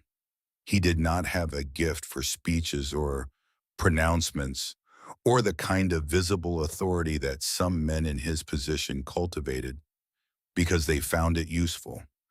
What he had instead was patience, accuracy, and the particular quality of attention that allows a person to sit in a small office and read a large amount of paper and understand over time what the paper adds up to. He had been reading paper that added up to Aldrich Draper for several years. When Garrett Callahan came down to Stone Ridge on the first Saturday of April and spent 2 hours in Monroe's office, Monroe listened to everything that was laid before him with the focused stillness of a man who has found the document he has been missing and is carefully reading it into the record he has been building. When Garrett was done talking, Monroe was quiet for a moment. Then he said, "If your plan works, I will be there. What I can take action on will be limited by what I can establish was said and done, but I will be there." He paused. "Tell your wife she planned this well." Garrett said, "You can tell her yourself." The night before Aldrich Draper was due to arrive at Iron Peak Ranch, Garrett came into the kitchen late after Reed and Fenn and Owen had all gone to their rooms. Ellie was at the table with her notebook reviewing what she intended to say, and the order in which she intended to say it, checking it the way she checked accounting columns, looking for the place where the logic failed or the sequence broke down. Garrett poured himself coffee and stood by the stove. He did not sit. After a while, he said, "How are you?" It was such an ordinary question that it stopped her. "I am fine," she said, looking up. "I mean it as a real question," he said, "not the kind you ask in passing." She set down her pen. She considered the real question for a moment, which it deserved. "I am not afraid of tomorrow," she said. "I have thought it through as carefully as I can think it through, and I believe the plan is sound. What I am aware of is that sound plans sometimes encounter things that were not in the plan." She paused. "I am ready for that too." He nodded, looking at the stove. "Garrett," she said. He looked at her. "What did Aldrich Draper do to your family?" she said. "The whole of it, not the part you mentioned before. The whole of it." He was quiet for a long time, long enough that she thought he might not answer, and she was prepared to accept that because it was his to give or not give. Then he sat down at the table across from her and he told her. His father, James Callahan, had been a rancher in the eastern part of the territory. In the early 1850s, he had entered into a business arrangement with the with Aldrich Draper, who at that time was a younger man with more ambition than capital and a talent for identifying people who had something he could use. James Callahan had land and water rights. Aldrich Draper had money and connections. The arrangement had seemed on its surface like what it was presented as a partnership for mutual benefit. It was not. The way Garrett told it quietly and without embellishment, his father had gradually come to understand that the arrangement had been structured from the beginning to benefit Draper at the expense of the Callahan land and water rights through a series of small legal moves that individually appeared unremarkable and collectively amounted to systematic dispossession. When James Callahan finally understood what was happening clearly enough to take it before a court, he did so, and he testified to what he knew. Draper had lost, temporarily. He had lost the case and lost a significant portion of what he had built through the arrangement with James Callahan, and he had spent the following years rebuilding from a lower foundation. He had succeeded at that because he was capable and patient and had a long memory, and he had never in all those years of rebuilding forgotten the name James Callahan or the courthouse where a farmer had stood up and told the truth about him. James Callahan died 6 years after the court case in conditions that were not mysterious, but were hard. A bad winter, a failing ranch, the kind of slow diminishment that follows a man who has won a legal battle against a wealthy opponent and found that winning in court does not protect you from everything else. He died before Garrett came back from the war. He died before he knew that his eldest son had gone out to the mountains and started building something new on ground that Aldrich Draper had never touched. Garrett was quiet for a moment after he finished. Then he said, "When I saw Draper in Stone Ridge the day you arrived, I knew it was not coincidence. He had found out I was there. He came to find an angle. He looked at the table. Owen was the angle, and then you were." Ellie sat with the complete picture now, which was different from having parts of it. The complete picture explained things that the parts had only suggested: why Garrett had written the contract the way he had, why he had been so certain in his intervention, why the sight of Aldrich Draper had produced that particular tightening in the man beside her in the red antler. It was not only about the threat to her or to Owen's debt. It was about his father. It was about what his father had done and what it had cost and what Garrett had built with that cost as the foundation beneath everything. "He wanted to take this from you," she said. "Yes. He is not going to," she said. Garrett looked at her across the table. For a long moment, neither of them said anything else. The fire in the stove made its small sounds. The mountain night pressed against the windows. "No," he said finally, "he is not." Aldrich Draper rode up to Iron Peak Ranch on a clear April morning, accompanied by two men who waited in the yard while he came to the house. Ellie met him at the door, which she had left open. She was dressed plainly, practically nothing like what she had worn at the Red Antler in Stone Ridge. She had chosen that deliberately. She wanted to look like a woman who was tired of trying. She brought him inside and set coffee on the table between them and sat across from him in the chair that faced the window, which meant that he had his back to the kitchen storage room, the door of which was slightly ajar. He looked as he always looked, entirely in command of himself. The good clothes, the neatly kept beard, the ice blue eyes that moved across the room with the professional attention of a man who makes it his business to know the layout of every space he enters. He looked at her and he said, with the warm and practiced reasonableness of a man who has been deploying warm and practiced reasonableness for most of his adult life, "I am glad you reached out. I was concerned about your situation." She told him that the winter had been difficult. She told him with the careful vagueness of someone speaking around a subject they are not sure how to approach, that she had found herself questioning certain decisions. She asked him in general terms what options a person in her situation might have if she wanted to make different choices than the ones she had made in May. He began to tell her. He was good at it. She had known he would be. He laid out the situation in the way that skilled manipulators lay things out, as though the position he was describing had arrived there naturally and without his influence, as though he were simply identifying a reality that already existed rather than constructing one that served his purposes. He explained in careful and lawyerly terms that a woman in her circumstances had grounds to question whether her consent to the arrangement she had entered into had been truly free. He explained that there were people who could help her make that case before the territorial judicial body. He explained that if such a case were made successfully, she would be free of the situation entirely. And he explained with the particular gentleness of someone delivering the best part of his offer last, that there were resources available to help her start fresh. Somewhere comfortable, somewhere far from Stone Ridge in the mountains.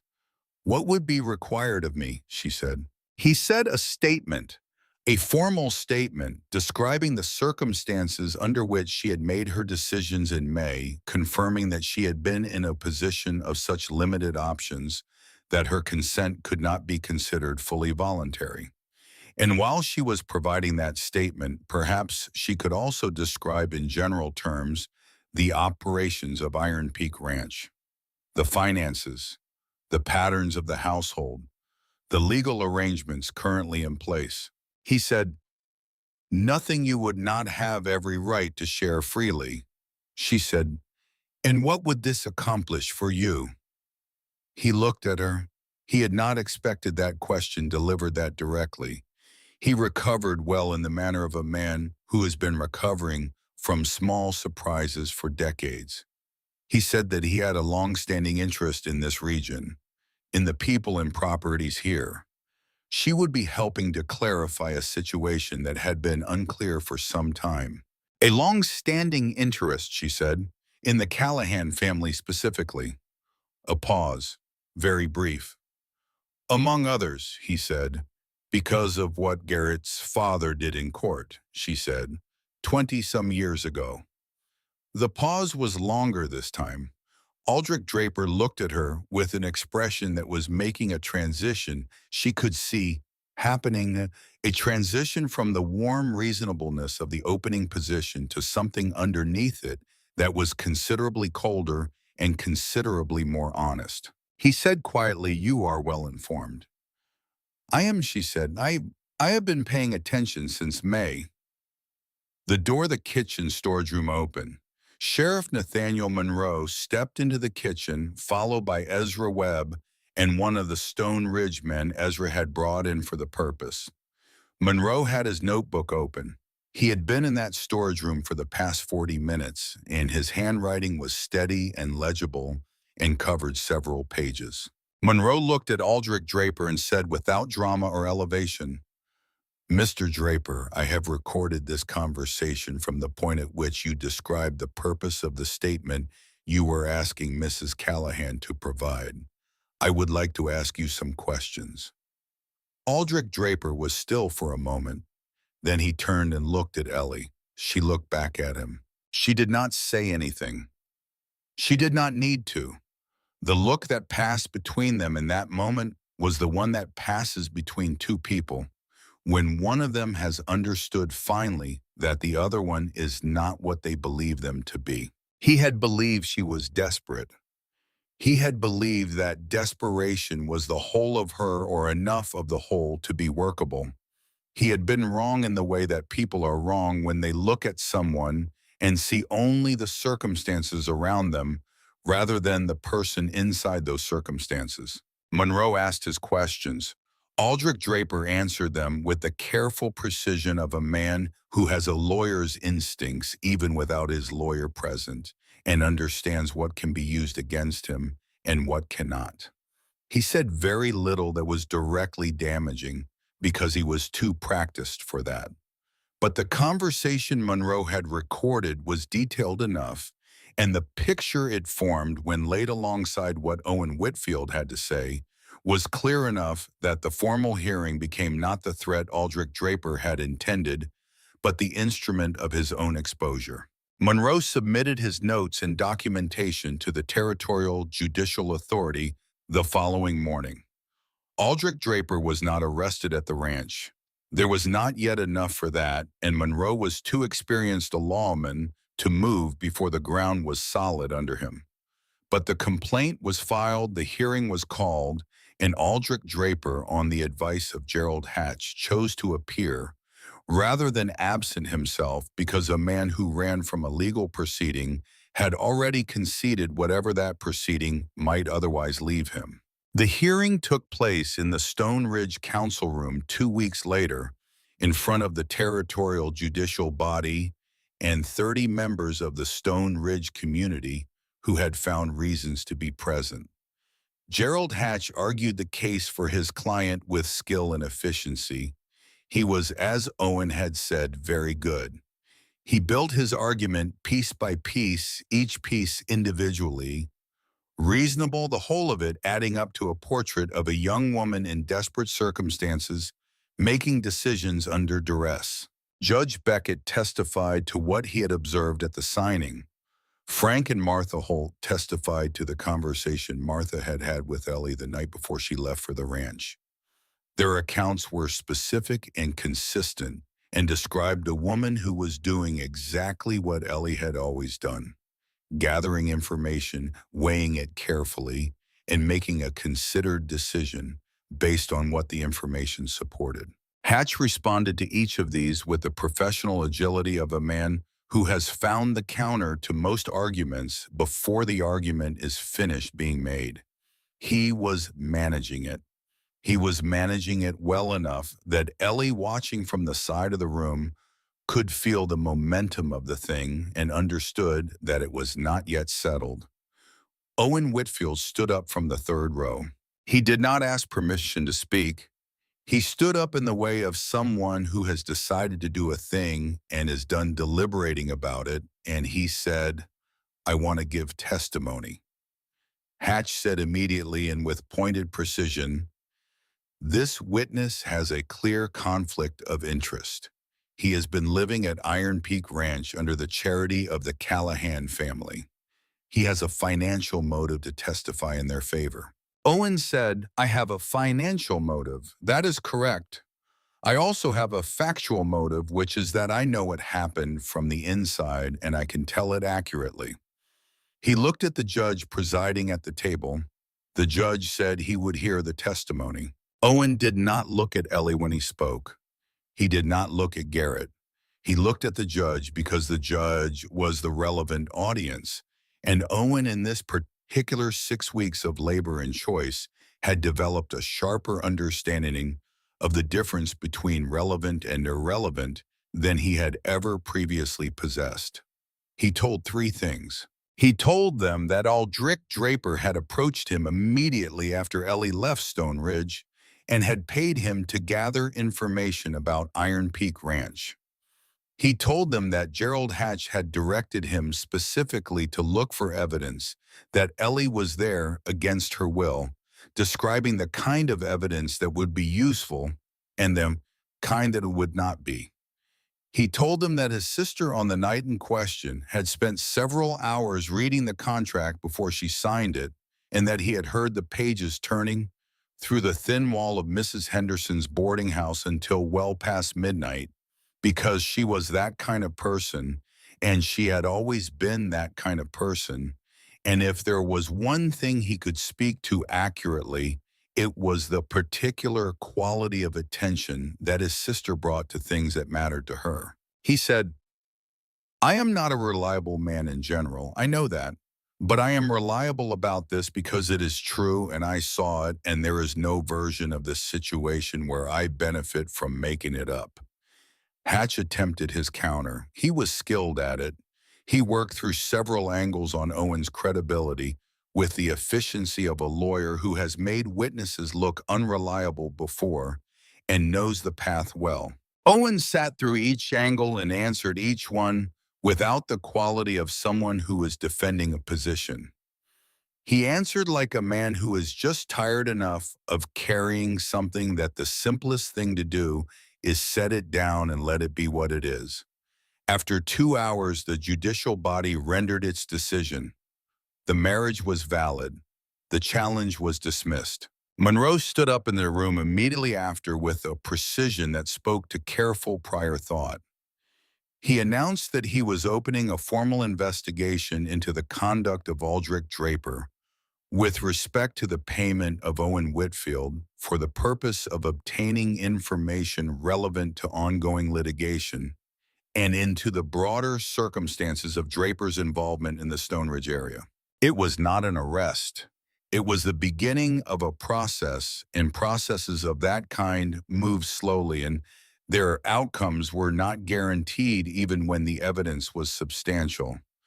But it was public and it was official, and it had Aldrich Draper's name attached to it before 30 people from the community he had spent a decade cultivating, and Ellie had been her father's daughter long enough to understand what the beginning of a process meant for a man whose power depended on the assumption that he was untouchable. Garrett and Aldrich Draper stood outside the council room afterward in the bright April sunlight on the Stone Ridge main street. Ellie did not arrange this. It simply happened the way things sometimes happen when two people who have been circling each other for a long time find themselves briefly in the same space without the formality of a room around them. Garrett looked at the older man for a moment. He said, "You built a case on my family once before. It did not accomplish what you intended then either." Aldrich Draper looked at him with the eyes that Ellie had first seen in May, the January blue of them, and said nothing for a moment. Then, "Your father cost me everything I had built." "He told the truth," Garrett said. "That is all he did. And you have spent 20 years trying to make him pay for it through the people he left behind." He looked at Draper without anger and without triumph, the way a man looks at something he has understood completely and has no further need to examine. "It is done now. Whatever you intended, it is done." Aldrich Draper had nothing to say to that. He looked at Garrett for a moment longer, and then he turned and walked toward the horse waiting for him at the end of the street, and Gerald Hatch walked beside him with the expression of a lawyer who is already thinking about his next engagement. Because lawyers who stay in business learn early that attachment to outcomes that have already occurred is not a productive use of professional energy. Ellie stood in the April sunlight and watched them go. Then she turned and found Owen standing a few feet away. He was looking at her with the expression that had been developing on his face over the past 6 weeks. Not the face of the man who had arrived in Stone Ridge in May. Not the face of the man who had shown up at the ranch in February with new clothes and an old secret. Something that was beginning to look like the face he might have had if the years between the banking house in Galena and this moment in Colorado had gone differently. She said, "Ezra told Garrett that you learn fast." Owen said, "Ezra does not say things like that unless he means them." "No," she agreed, "he does not." "Ellie," he said, and then he stopped. "Because some things have too many layers to be reached by words in the ordinary course, and the best a person can do is to stand in the presence of them and let them be acknowledged by the standing." She said, "I know, Owen." She meant, "I know what it cost you to stand up in that room. I know what it cost you to stay and work when staying was the harder thing. I know that this is not the end of what you need to do or who you need to become, But I also know that a start is a start and that refusing to acknowledge a start because it is only a start is a way of making starts harder than they need to be. She said, "Come back to the ranch. There is work tomorrow." He came back. The weeks after the hearing had a different quality than the weeks before it, not because anything fundamental about Iron Peak Ranch had changed, because the work was the same, and the mountain was the same, and the daily ordering of what needed to be done remained as it had always been, demanding and specific and continuous. The difference was in the removal of the thing that had been behind all of it, the low, persistent awareness that something was coming. Something was being planned in a room somewhere by a man with a long memory and patient methods. That awareness had been present since May, since the moment in the Red Antler when Aldrich had spoken those words to Garrett's back. And now it was gone. What replaced it was quieter, more like the actual texture of things. The month of May came in the way that spring months come in the high country, tentatively at first with cold nights that argued against the warming days, and then with increasing commitment as the mountain made its seasonal decision and the snowmelt came down into the creek and the grass grew up through the last patches of frost with a particular determination of growing things that have been waiting. On a morning in the last week of April, Ellie stood at the kitchen window with her coffee and looked out at the valley and counted. 1 year from the May morning in Stone Ridge when she had stood in Judge Beckett's office and signed a piece of paper beside a man she had met the day before. 1 year of mornings and evenings and working days. 1 year of the kitchen stove and the accounting books and the cattle disease and the legal documents and the slow accumulation of what happens between people who live honestly in close quarters over time. The $400 that the contract had promised her was available. She had always known this. She had known it the same way she knew the balance of the ranch accounts and the weight of the hay stores and the condition of the creek as a fact that existed and that would continue to exist whether she attended to it or not. She was still looking at the valley when she heard the sound of Garrett at the back door. He had been out since before dawn, as he always was. He came into the kitchen and moved to the stove to pour coffee, and in the way that 1 year of living in the same house produces, she knew from the particular quality of his movement that he was thinking about something specific. She said, "I am not going to take the $400. He stopped with the coffee pot in his hand. She kept looking out the window. "I am going to stay. I want to renegotiate the contract from equal footing the way you said, which means some terms will change and some will stay the same. And we will need to talk through all of them carefully. But the part about whether I am going to leave, I am not. I am telling you before you ask because I did not want you to spend any part of today not knowing." He set the coffee pot down. A long quiet in the kitchen. The stove clicked with the sound of expanding metal. Outside through the window, the creek moved along the cottonwoods in the May morning. He said, "I have a question, not the contract question, a different one." "Ask it," she said. "You stayed through a cattle disease," he said. "You stayed through a legal challenge. You stayed through a winter and through two difficult things involving your brother. Those are all reasons that would make staying make sense to a practical person who was evaluating the situation practically." He was looking at her with the directness that had been the first thing she noticed about him in the boarding house doorway in Stone Ridge a year ago. "I want to know if you are staying because this is the practical choice or because you want to stay." She held his gaze. She had thought about how to answer this question in the abstract in the weeks since she had understood that it was coming. Not because she did not know the answer, but because she wanted to give it in a way that was fair to both of them, in a way that did not dress the answer in more or less than it was. "It is the practical choice," she said. And I want to stay. Those are not the same thing, and they are both true, and the second one matters more than the first. She set her coffee cup down on the counter. You told me a year ago that you keep your word. You have. Through everything. Everything. She looked at him directly. I want to build something here. With this land and these accounts and this ranch and the work of it, that is what I want. And you are part of that wanting. I am not going to be more specific than that because I do not know how to be and still tell the truth accurately. He stood on the other side of the kitchen, large and still in the morning light. He said, that is specific enough. He said it quietly, the way he said things that mattered in the register, that required quiet to hear properly. And then he set down his coffee and went out to start the day's work because he was Garrett Callahan. And that was what Garrett Callahan did. And Ellie watched him go through the kitchen window with the feeling of having said the true thing and having had it received by someone who understood what to do with it.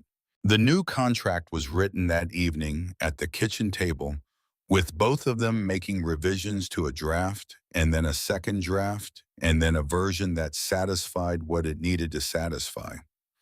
It was 6 pages instead of 8. The time limit was gone, replaced by language about annual review and mutual agreement, which was accurate and also a better description of what any real commitment actually was. Not a fixed period after which you could leave, but an ongoing choice made continuously, which either held or it did not. Judge Beckett came up to Iron Peak Ranch on the last Saturday of April to witness the signing and to perform at the brothers' request a brief renewal of the ceremony that had taken place in his office a year earlier. It was not elaborate, and Beckett read the required words. Garrett said what was required of him in his particular level voice, looking at her. She said what was required of her to say, looking back at him, clear and steady, in the way she had said everything important in the past year, without hesitation and without performance. Reed stood as witness with his arm around nothing in particular, but his posture carrying the general air of a man who is very pleased with how things have turned out. Fenn stood by the wall in his usual position, and when Ellie looked at him at the conclusion of what Beckett was doing, she found him already looking at her with an expression she had seen developing over the course of 12 months, the gradual settling of an assessment that had been ongoing since the first day she walked into Iron Peak Ranch. He gave her a single nod, deliberate, unambiguous. From Fenn Callahan, it was everything. Owen was there, standing slightly apart as he had stood a year ago, but with a different quality to the standing. Not the apartness of a man who knows he does not belong, the apartness of a man who is learning where he belongs and is giving himself the time to do that learning properly. Ezra stood on the porch with his coffee and did not come inside. When Ellie went out afterward, he was still there looking at the valley as he looked at it every morning when the weather permitted. She stood beside him. He said, "You did all right." She said, "So did you." He said nothing further. She did not press him.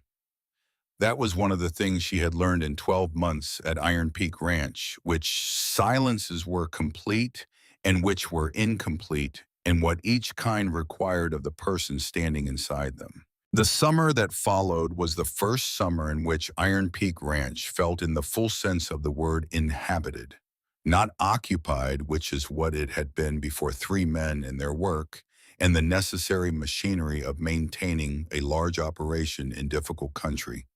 Inhabited.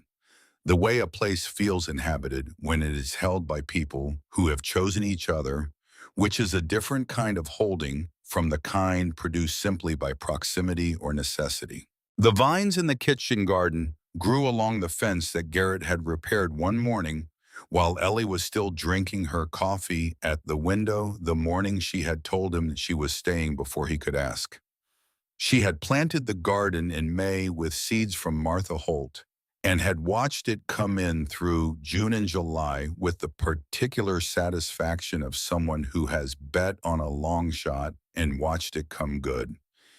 The tomatoes that lined the fence were the best evidence available of what the summer had been warm enough and long enough and tended carefully enough that they had become what they had the potential to be. Reed moved through the long summer days with the ease of a man whose world has been arranged in a way that allows him to be himself in it. He told the story of the legal hearings to everyone who came within conversational range of Iron Peak Ranch for the rest of the year, and the story improved with each telling in the way that good stories improve not through dishonesty, but through the gradual removal of what is not essential until what remains is the shape that was always there underneath. Finn built Ellie a bookshelf for her room in July. It was made from the same pine as the house fitted and jointed with the precision he brought to everything he made, and on the underside of the top shelf visible only if you bent down and looked, he had carved two letters, EW, not EC. She did not say anything to him about it, but she moved her father's notebook to the top shelf, which was the most visible position. And the next morning, Fenn looked at it sitting there when he came in for breakfast, and she saw that he saw it, and that was the whole of what needed to happen. Owen, by the end of that summer, had become a different kind of question than the one he had been in May of the previous year. He was not finished, and he knew it, and the knowing of it was visible in the way he carried himself, a man who has accepted the length of the road he is on and has stopped looking for shortcuts. He worked well. Ezra said so twice more over the summer, in the sparse, declarative way that Ezra said such things, and those two statements were in the economy of Iron Peak Ranch's particular way of measuring things a significant sum. On a September evening when the summer was deciding to become something else, Ellie sat on the porch steps of Iron Peak Ranch with the last light of the day on the western peaks.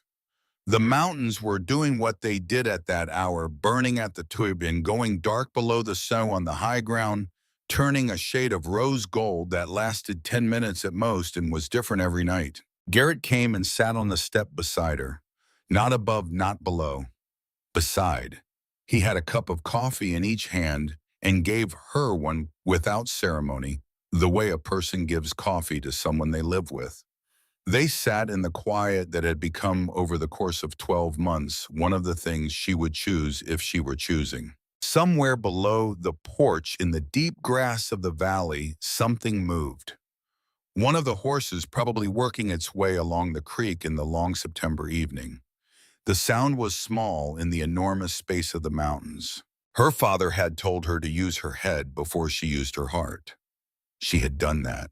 She had used her head carefully and thoroughly, and she had arrived at a place her heart would also have chosen. And she thought that this was probably the best possible outcome of following his advice. Not that the head overruled the heart, but that following the head led you somewhere the heart recognized. The last light left the peaks. The valley went to that particular shade of blue that comes before dark in the high country, a blue without parallel in other latitudes, deep and clear, and entirely its own. Inside the house, she could hear Reed's voice carrying something funny, and then the quieter sound of Fenn responding, and then Owen's laugh, which was becoming slowly and unevenly the laugh of someone who has found a place to put the weight down. The mountains held the valley, and the valley held the ranch, and the ranch held all of them, and it was enough. It was more than enough. It was the kind of more that a person can spend a whole life without finding.